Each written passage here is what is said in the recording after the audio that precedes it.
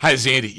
One of my clients was telling me about an incident at their data center. An existing security guard was walking a new security guard through the facility, and near the end of the walkthrough, the existing security guard pointed to a button on the wall, and above the button it said, "Do not press."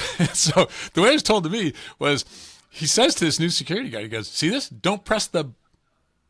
And sure enough, he presses the button. And the result wasn't pretty. I mean, servers shut down, and not in some nice orderly way. It took hours to get the servers back up, and once they were back up, it took hours to get the servers to process transactions. And what was told to me by multiple people, that it all led to, because of the downtime, millions of dollars lost. So clearly this was not good. But my question to everyone listening right now is, do you think the existing security guard got fired? And the reason I ask is, as it turns out, he was fired before the day was over. It was as if someone must die, someone must be held accountable. But when you think about it, isn't there more to the situation? I mean, why was the button so easy to press? And why did it take so long for the system to, get back up and running? And why didn't the system fail over to a remote site if millions of dollars are at stake? I mean, if this guy was fired, it seems like there's a whole line of people that should be joining him. And even then, that maybe wouldn't even fix the problem. And I bring this up because it illustrates a problem we have when dealing with risks. We're apt to blame the person instead of looking more deeply at the underlying systems. And that's a primary theme in a new book that I can't wait to share with you.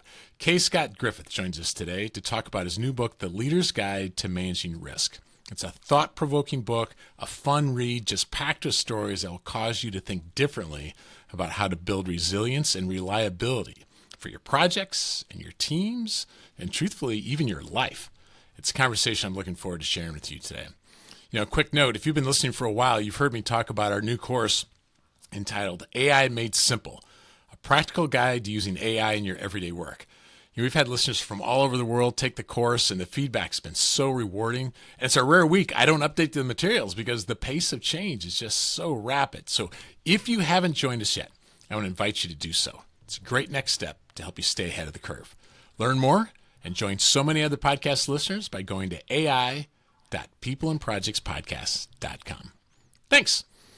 Well, let's jump into today's discussion with Scott about his new book, The Leader's Guide to Managing Risks. Scott, thank you for joining us on the People and Projects podcast. Well, thank you, Andy. And if I'd only known about that story, I could have put it in the book.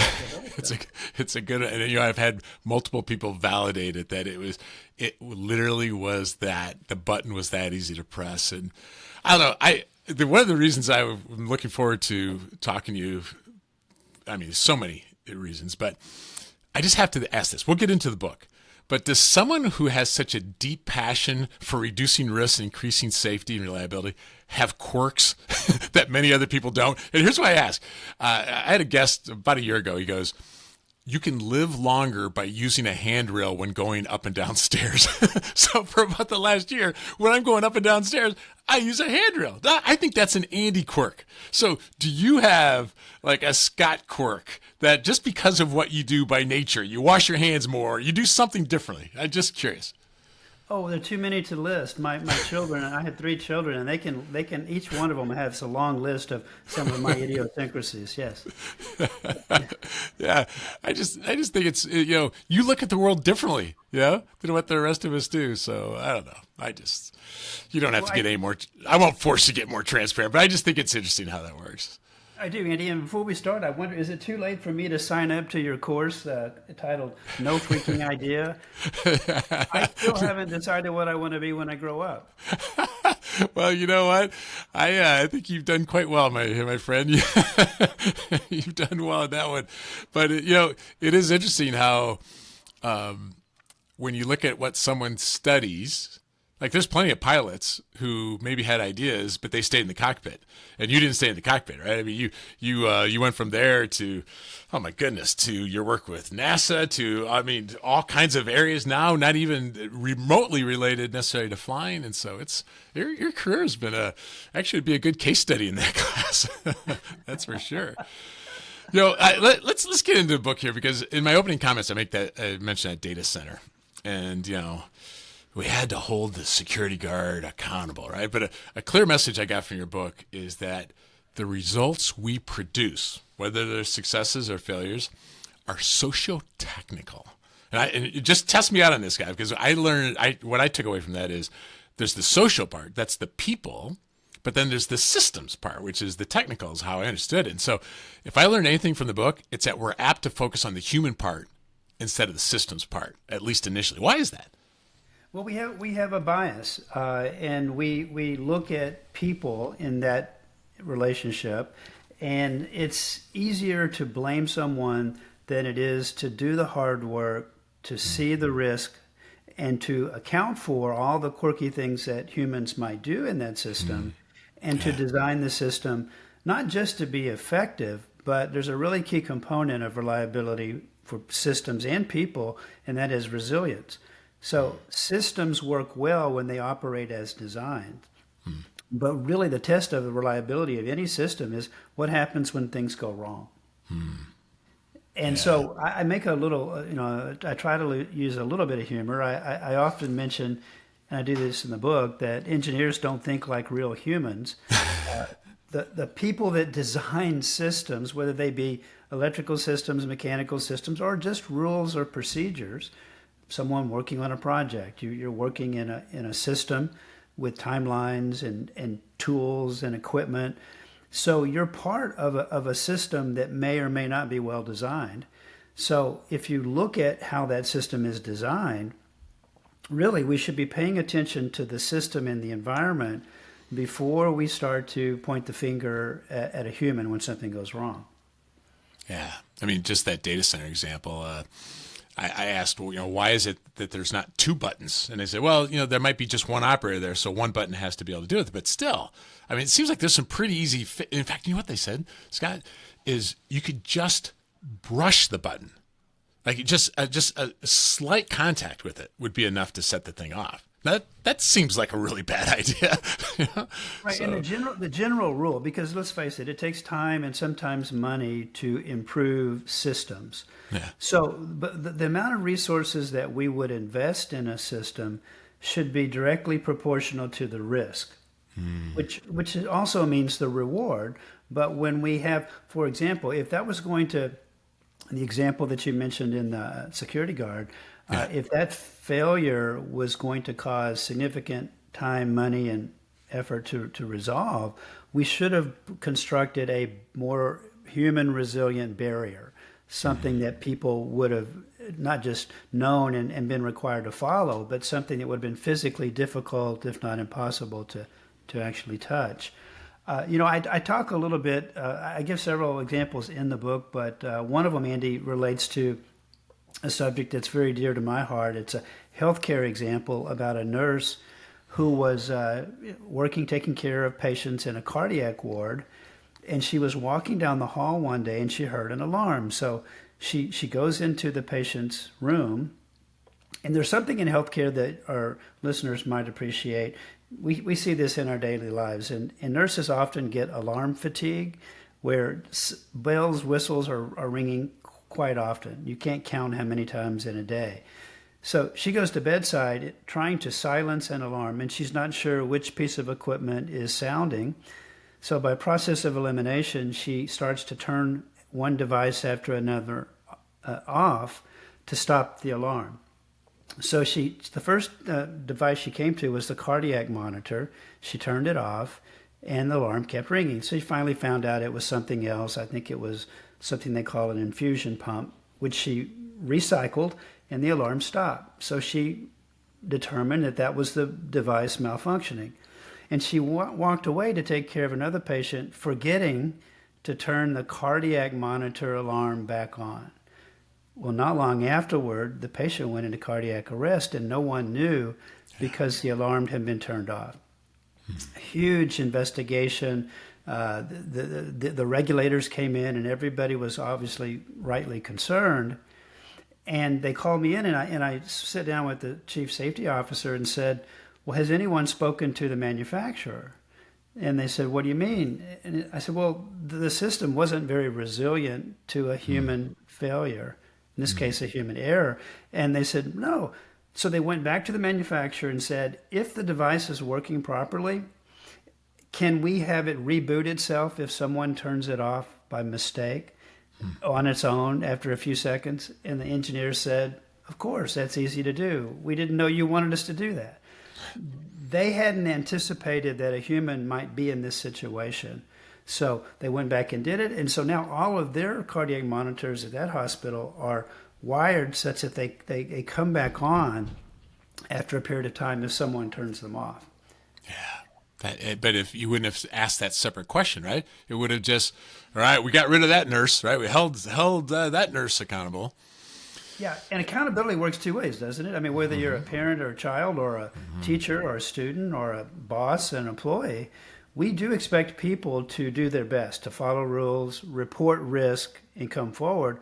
But our obligation is to help them succeed, isn't it? To give them the tools, the equipment, and if it's a life-threatening situation like a healthcare environment or aviation or nuclear power, we owe more than just that. We owe the best we have available to make the system as well designed as we can make it. I think, didn't you also end that section with, I'll get the terms wrong, but it's one thing if it happens once. It might be a slip or a lapse or a mistake. But if she does it again, that's a whole different thing, right? And so isn't that, I think there's a reference to that. I seem to recall that. Well, you touched on two really important topics right there in one sentence, Andy. I mean, you're brilliant in the way you ask those questions because it spurs my mind to respond. First off, a slip and a lapse are what we call human errors. We don't plan those. Those are inadvertent. Mistakes are a little bit different because mistakes can either be human error or a choice that we regret because of the outcome. So for the human error part, we know that human errors don't typically occur in a vacuum. If I run the stop sign, it may be because I'm distracted on my cell phone, or I'm drinking coffee and it spills, or a host of other reasons.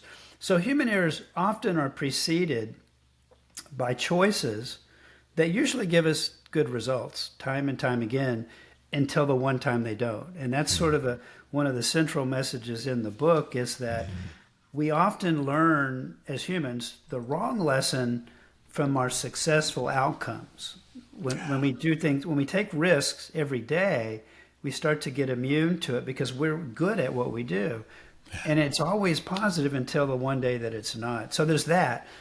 And I did talk about in the book, well, how can your perception of those choices change from one day to the next? So if I see it, you can bet that security guard that touched the button will likely never do that again because of that personal experience, right? But at the moment when he touched it, it reminded me of another quick little vignette I put in the book, Andy, which is humans haven't been following rules for very long, maybe only about 10,000 years or so. But we've been managing risk as a species for millions of years, running from the woolly mammoth, playing with fire. And I know that we're not rule followers by nature. My personal experience is if you've ever eaten at a Mexican restaurant and a server brings you a plate of something like hot fajitas, and the first thing that server will say is, don't touch the plate, it's hot. Now, you know it's hot. You shake your head. And when that server turns away, many of us, myself included, I'm going to touch it because I want to know, does this rule apply to me or is it meant for other people? And now, if I make a repeated risky choice over and over, pretty soon it starts to look different than just, oh, I made a human error. Because the choices we make and the system influences and the environmental influence, there's a whole host of contributors to our human errors. But the complex breakdown is there's a pattern to how bad things happen. And there's a sequence to stop them from happening. And that's what I call the sequence of reliability in the book.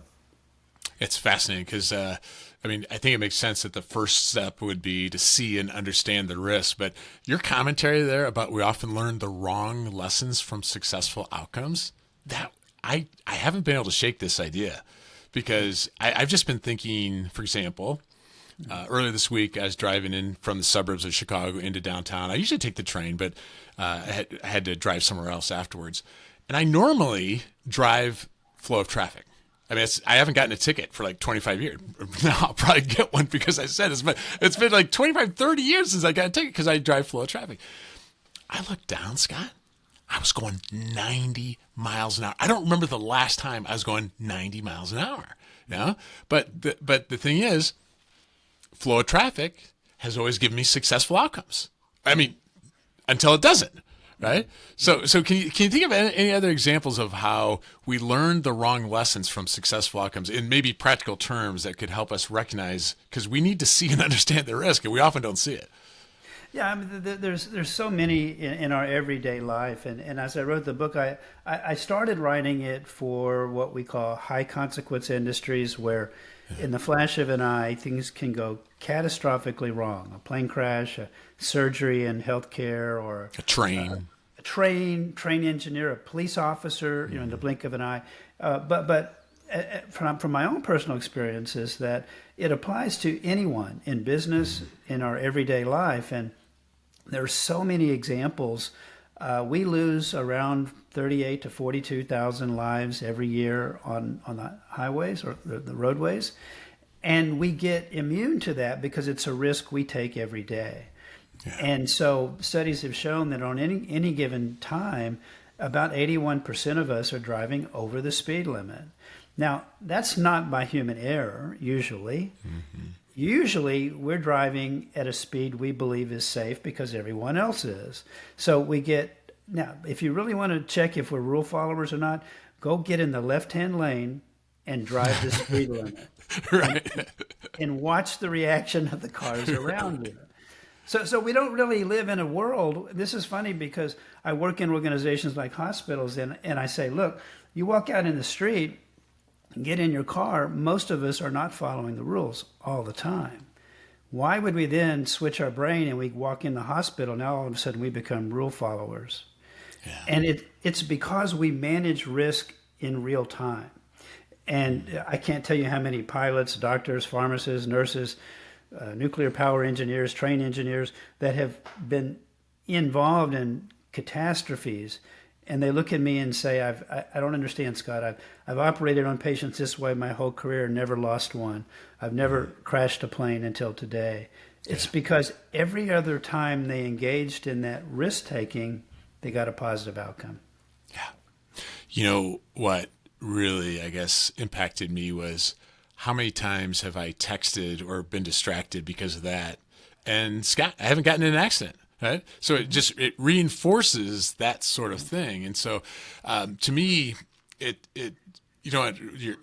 always feel like vocabulary matters, and you give vocabulary in this book. So for example, you call it at-risk choices. Right? Right. So that's an example of an at-risk choice that I'm making, and so far it's all been good. And so I'd be interested if you could share some examples of, well, maybe what do you mean by at-risk choices, so others who haven't read the book yet can get it, but maybe some personal and organizational examples that you've seen other people make that we could connect with. Sure. So an at-risk choice is defined as the choice that increases risk, where risk is not recognized or mistakenly believed to be justified.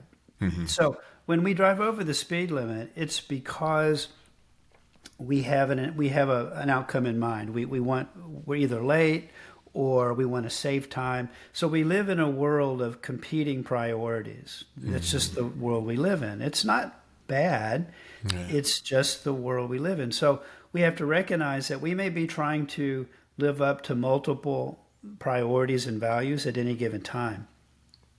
The things that we do that are at risk over time far outweigh the human errors we make or even the reckless choices that are clearly over the line.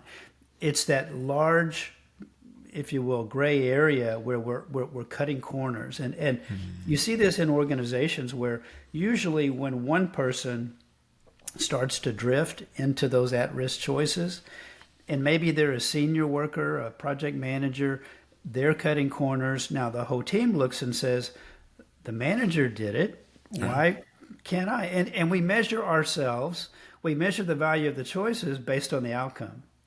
It's a very dangerous way to manage risk. And so I can give you some examples about I've often heard that people say the past is prologue. Well, and then there's another statement I put in a book that it's attributed to Albert Einstein. I'm not sure he actually said it, but people have quoted it or misquoted it, that the definition of insanity is doing the same thing over and over again and expecting a different result. Well, it's funny in the sense if you think about it, but when you think about it deeply, you'll recognize you can do the same thing over and over again and get a positive result. Yeah. But in the complex world we live in, one tiny variable has to change, and that positive result can result in something tragic.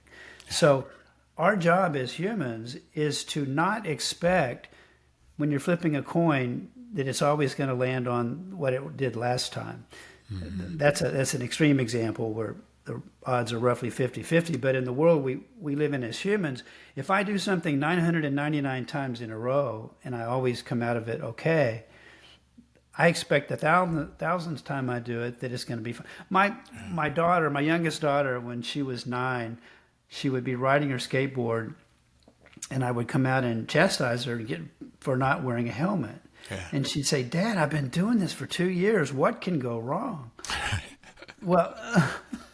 Well, we know as parents what can go wrong. And then we think about the things that you and I did growing up. Right. And this no is a fun belts. game. Yeah, this is a fun game to play. I'm old enough to know my parents' first car, we didn't have seatbelts. Right, exactly. I used to sleep in the rear window, right, where the stereo speakers are today. But we laugh and say, "Oh, we turned out okay." Well, a lot of people didn't. And so, but our personal experience, we personalize risk. When we see something, our brains are the primitive parts of our brain tries to assess, is it a threat to us, or can I do something for a reward? And if I do something for a reward, like drive over the speed limit or cheat on my taxes or any number of things that stand on the top rung of a ladder, and we get away with it once, the brain says, "Oh, good, you can do that again." And we keep doing it until there's a consequence that inspires us not to do it. It's a dangerous way. We wouldn't teach our children to live that way, but that's how we have evolved over time as parents. When I coached my son's middle school basketball team, and when we were driving to practice, it's just far enough that we can listen to this podcast episode. It's called Against the Odds. It's all these things that went wrong, and usually it's a relatively happy ending at the end, how they survived. But when we're listening to it, we just look at each other like, they're an idiot. Like, how could they do that? You know, we look at each other like, you know, they'll say something like, this ship was made with inflammable materials, so of course we don't need sprinkler heads. And we're like, what? You know, but my point in this one is, it's so much easier to see it in other people when they're making those decisions. And maybe this is part of the, you know, attribution things you talk about in the book, that when other people do it, it seems like, well, they're an idiot. They didn't think about it. But when we did, it's the context, you know, but it's so hard to see ourselves. So I think of driving, but, you know, from a work perspective, we could skip a step in the process because we got tight deadlines, Scott. Yeah. Right. Yeah. You skip a step in the process. And like you said, it's not always with malintent. It's just, it's the competing priorities. And so, here's something I wanted to pass by, because I, after reading your book, I feel like I'm aware more now of how I can be distracted by my phone.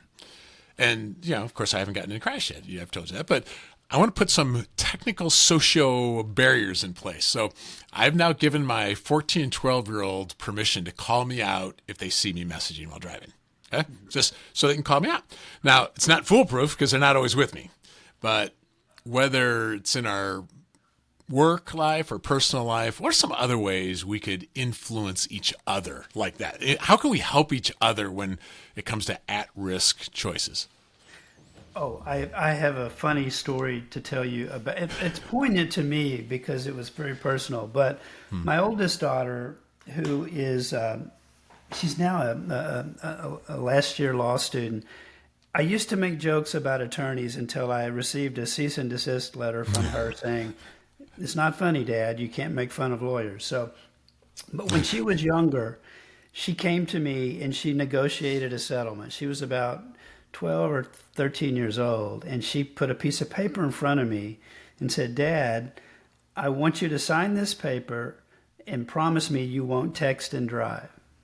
And you know, this is my firstborn child, and I looked at her and I thought, well, I hope I don't. But then all these thoughts were racing in my head, and I said, "Okay, honey." And I said, "Let me think about it." I thought about it, and I came back and I signed it. And so I went for months without. I had to turn it off and put it away from me to keep the temptation away. Yeah. And then I was picking up a colleague. I was in Los Angeles. I don't know if you've ever been to LAX airport, and I was driving in. Now, when you're coming in on, I forget the name of the boulevard, but I know you're what you're coming talking in, about, and you have to make a quick decision to go up or down. And I was picking up a business associate. I picked up my phone and I typed in, "Are you upstairs or downstairs?" That's all I typed in really quickly. But I didn't hit send. And then I said to myself, "Oh gosh, did I breach the contract I had with my daughter?" And I convinced myself that no, I didn't hit send, so I didn't text and drive. right? Right? And then I couldn't sleep that night, so I called her from LA and said, "Honey, this is what I did." Interestingly enough, that was a more powerful lesson to her than if I hadn't told her that I had reneged on that contract. It relates to employees and their bosses coming forward. And most organizations, I won't say all, but most organizations require employees to turn in reports when things go bad, when they go wrong. But that action was something that nothing bad happened. That self-disclosure made me a safer driver, a better person than if I had just ignored it. So I took that philosophy, actually it was taken from something I did almost 30 years ago in aviation, where I created a program for aviation professionals to self-report not only the risk in the aviation environment, the system, but their own behavioral risk. Errors and choices. And that, in a nutshell, was the key to what eventually became a 95% reduction in the fatal accident rate here in the U.S. And it's not a story that the public is familiar with because I don't think the airlines want to publicize all the details, but aviation has got astonishingly better over the past 30 years because we started treating employees differently than we had in the past. And so there's a lesson there for any project manager, any CEO, or any business to start thinking about employees are the eyes and ears of your business, especially if they're public facing. They see the risk you won't see from the C-suite. And if you're racing to get a project done, and you don't have the tools, the equipment, or the information, if they're not willing to come forward, you won't know how to adjust your system. And systems are really important. I just think that that's part of the sequence of reliability. If we don't put our people in the best system, we won't get the best results. Is this true that there was a day when a first officer would not confront a captain? But that changed after actually an accident, as I understand it. I wonder if it's true with surgeons, that maybe people wouldn't. But as people give permission to, hey, we can help each other out, we can coach each other, that can do nothing but improve reporting, I would think.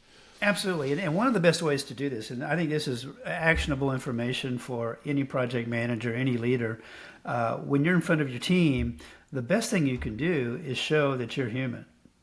And it sounds simple, but not only that, but you have to invite people to coach up. It's really hard to coach your boss.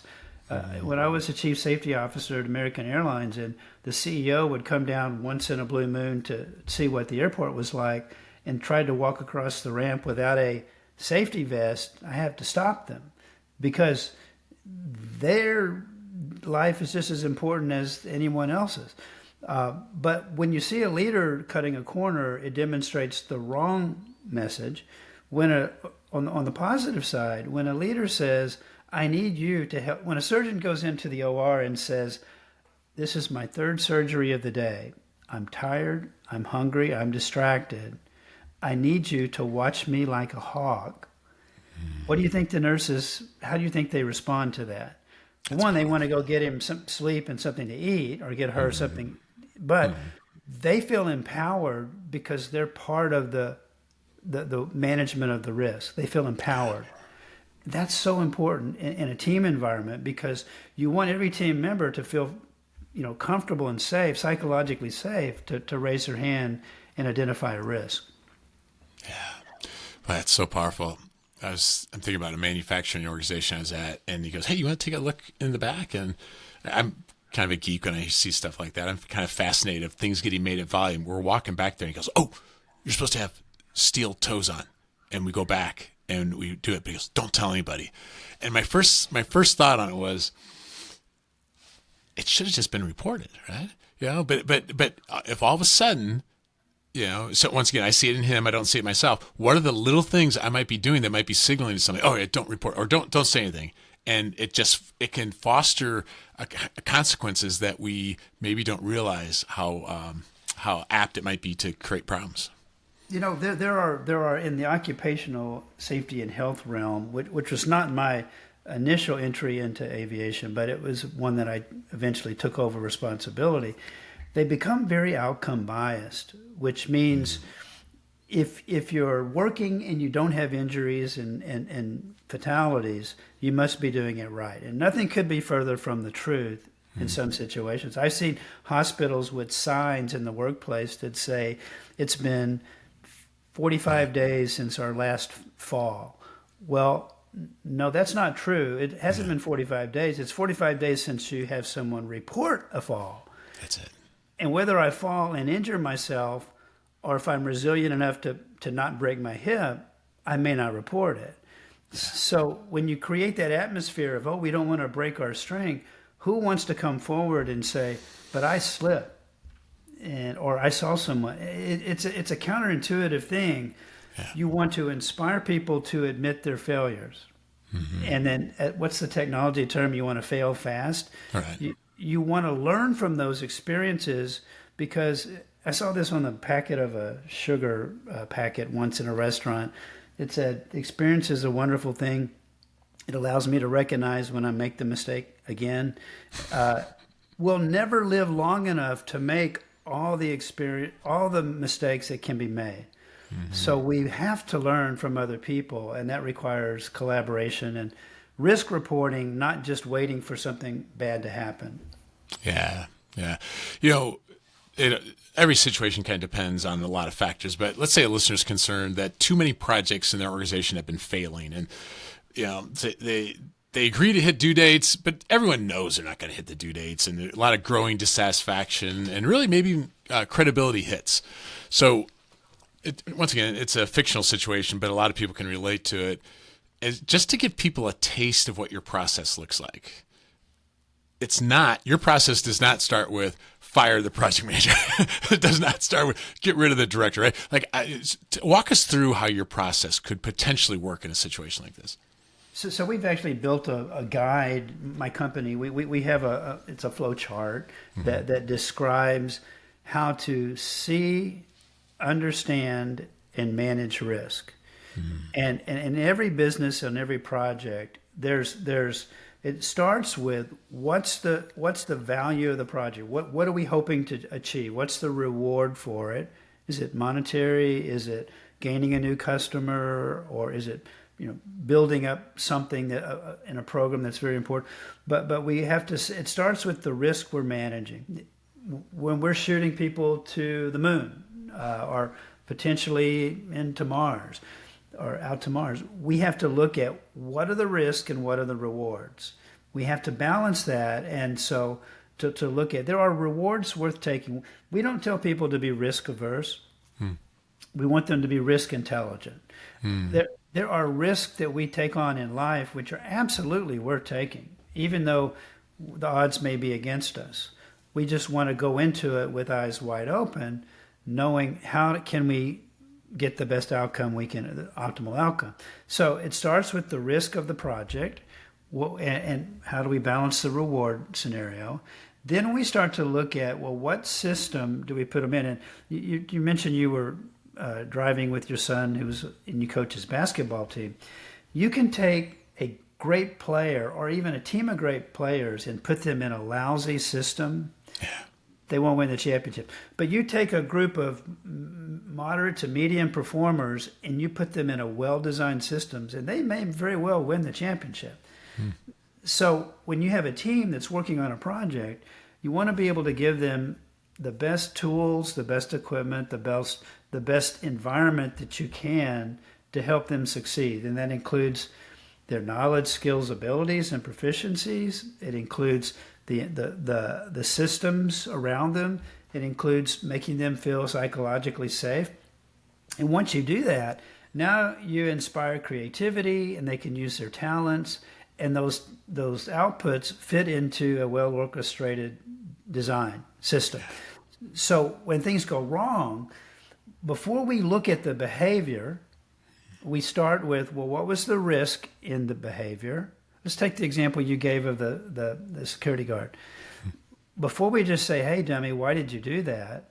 We start with, well, what was the risk in that work environment? It turned out to be pretty high. And so we have to be cognizant of, well, who owns that risk?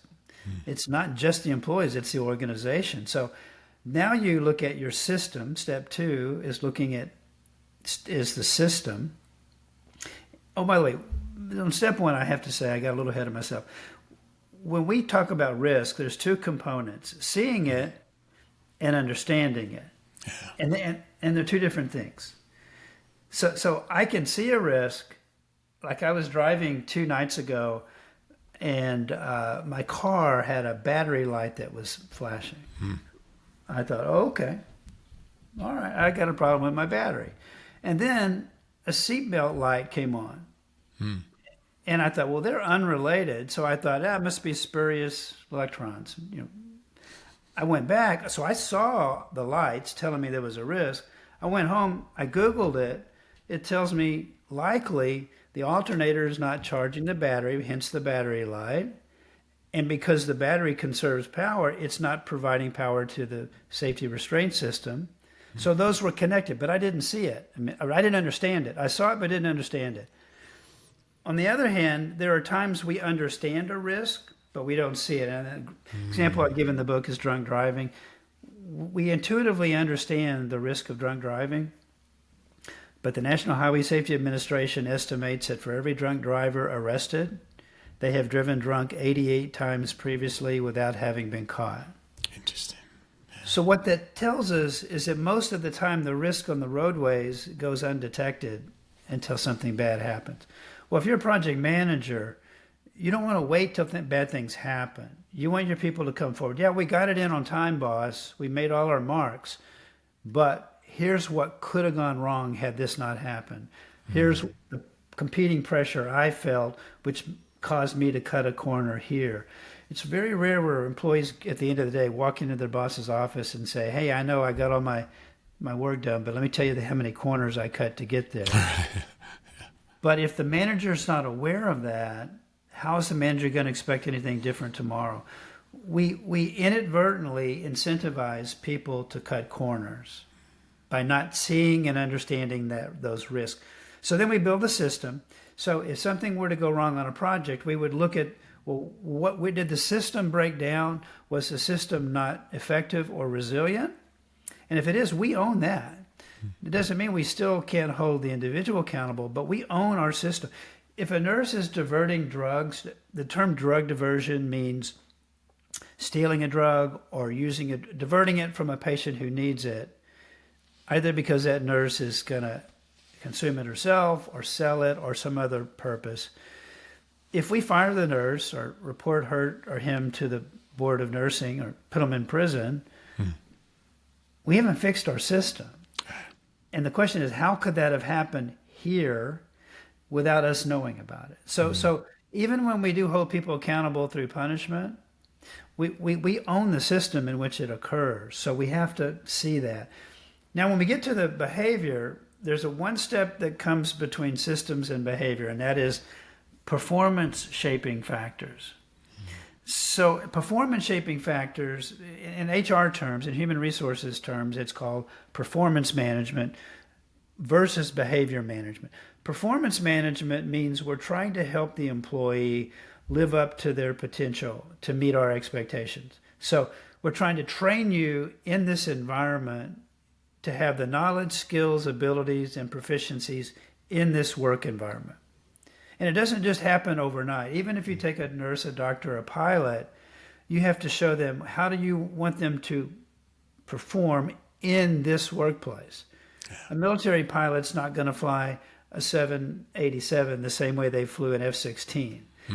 So you have to train a project. You might hire someone to work on a project, but you need them to fit into the workflow that everyone else is experiencing. You can't just say, you're a great performer, we're going to stick you here and see what you produce. They have to integrate with the rest of the team to produce the whole. My stepson is working in game development. He's a brilliant programmer, just fantastic programmer. But that's not enough. You have to work inside the artistic director, the project manager. There's a host of people there that make those games producible. So, and that's probably true for any project if you're working in a team environment. So before we look at the behavior, we look at knowledge, skills, abilities, the system, the personal factors, the environment, and we manage that. And once we've done that, then we hold people accountable for their choices and their errors. And now the error piece of it is we can't prevent people from making human errors. Pilots make mistakes, doctors make mistakes, we all make mistakes. But we have to help them make the choices, the right choices that minimize the possibility of human error. So if you don't want me to run the stop sign, don't allow me to have my cell phone in the car. If this is a true story, years ago, an individual fell asleep while driving a tractor on the airport tarmac, and he hit an airplane. And it turns out, well, clearly there's a behavior involved. Well, what kind of behavior? Well, he fell asleep because he had taken a prescription medication that says do not operate motor vehicles. Now, look back on talk about the fundamental attribution bias, which is, just in lay terms, that means when I do something, it's okay. When someone else does it, they're a bad person. But have you ever taken, or have I ever taken a medication and still gone to work, driven to work? We do this at times and we get good results, so we sort of ignore it. Those are the kinds of things that we go through life experiencing, and we keep doing these things, standing on the top rung of the ladder, driving over the speed limit, not waiting 15 minutes after a flu shot to see if we're going to have a reaction. All those things in our life that we get away with most of the time add up. And in the end product of our experiences, it's those little corners we cut, the at-risk choices that add up to the most risk we experience. And we're just playing the odds. And so as a project manager, you're going to hold someone accountable to their behaviors, but we get there through the sequence. We start with the risk, the systems, performance management, and then behavior management. And we don't punish people for errors. We punish them for choices that are reckless or higher culpability. So there's a science behind it. It's a little bit geeky, but rather than just blame and what you get from that, though, Andy, is when you start managing that way, you start to not only inspire people, but they'll start managing that way, their own systems. And so I came up with this line that I stumbled on it, but I think it's true. You tell me what you think. Show me a reliable person, and I'll show you someone who has designed their own reliable systems to become what they are. In addition to, I highlighted that in the book. I thought that was a brilliant quote. Yeah. Yeah, I mean, we all do it. We all do, whether it's a student in school, how you study, what your environment is. If you're doing well, it's because, not just because you're naturally gifted. Even naturally gifted people have to fit into a structure of some type, How are you managing your time, your equipment, your system? And if you want people to improve their performance, we start with how to help them manage their own systems. And I think it's such a powerful idea, Scott, because there's a guy named Fred Brooks who said about projects, how does a project get a year behind one day at a time? It's drift. And I think of this as, my wife and I have been married for like 35 years. That doesn't just happen, right? So, I think somebody may say, well, you just got lucky, but are there systems there that have actually helped it prop it up, and to make it? And so I think there's a lot for us to think about when it comes to these problems that we might say, oh, it's the people, it's the tool, it's a system. And your book does a fantastic job. And I appreciate you even just walking through that example. And once people read the book, they'll even understand more. I'd love to end with this, because you mentioned in the book that you're a parent, and you also did earlier in our discussion, but you also have a section in the book where you refer to parenting in there. We've got a lot of parents who listen to the podcast. What are some examples of ways that you have sought to develop some of these skills in your kids? Well, it's been a humbling experience, as any parent will tell you, how much you learn from your children. Mm-hmm. And I think all of us reflect back on our childhood, and there's two sides to that retrospective coin. One is what our own parents maybe did well, and what we looked at and look back and say, well, I'm going to do it differently for whatever reason, right? Whether it's their choices and behaviors or the environment we lived in. So you and I, when we grew up, we didn't have covers on the electrical sockets.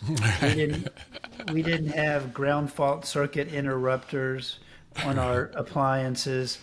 We drank out of water hoses in the yard, and we can look back with nostalgia. But the environmental risk that any parent faces today when you bring a child home from the hospital, you are putting them into a socioeconomic system. Whether it's where you live determines, did you know your lifespan is directly related to where you live on this planet. When you bring a child home into an environment with adequate food, clothing, and shelter, to quote Abraham Maslow, now you can raise them to the next level of their needs. Well, pay attention to how we manage risk at the food, clothing, shelter level. Then as your child grows, we know that you put them into a school system. And again, there are differences in school systems undoubtedly, but the parents' role in that, it's not enough to just drop them off and pick them up. Their learning continues 24/7. So, and they will watch how we perform. They will watch us as we live our lives. And one of the things that I think the best thing a parent can do is to admit that they're still trying to see and understand risk every day. Yeah. And support them in the way that they can, and train our children to become self-sufficient risk managers and to collaborate with the parents and with their friends, and to continue that the rest of their life. So another key to all of this is collaboration, because I can't possibly learn enough about risk that I could if I contribute to a larger whole, a larger group. And for a manager, we sit back, and as managers, we've moved to a point in our career where we're managing people and systems, by the way. There's two sides to what we manage, systems and people. But we can't possibly be up to date on what the risks are on the front line after we move out of that doing it on the front line. So we have to get our employees to come talk to them. So I mention that because as a parent, I don't know what it's like to be a teenager with all the social media. So I'm a manager sitting here managing my child. I don't know what it feels like to have my reputation dependent on two keystrokes on a phone. We talked about, we knew what bullying was in the schoolyard, but we didn't know what cyberbullying was. For sure. And mental health, during the pandemic, there was a couple years where my youngest child, well, actually all three of my children were in school at the time, two in college and one in junior high, but that had an effect on their mental health. Do I see and understand that as a parent? Well, I'm trying. I can't know until I get into their environment and have them come forward and tell you about it. So it's not enough just to teach them to do it how we did it, whatever it is. We have to be able to understand what they're experiencing today. Yeah, I really appreciate how you unpack that. I think it's tempting as a parent to jump straight to the behavior, and not think of systems. I think it's easy for us to, like you said, see and try to understand the risks through our lens and perspective instead of the other. So I don't know. I'll just say this for those listening, whether you're a project manager, a leader of teams, or just want to get better at managing risks in your everyday life, I just strongly recommend you check out Scott's new book, The Leader's Guide to Managing Risks. I put links to the book and the book's website in the show notes for this cast. So Scott, thank you for joining us on the People and Projects podcast. Well, thank you, Andy. And I have to say, I had read and heard that you were one of the, if not the best interviewer around, and that's certainly been my experience today. So thank you for the time and effort you put in researching my book before we started today. Thank you. Oh, thank you, Scott.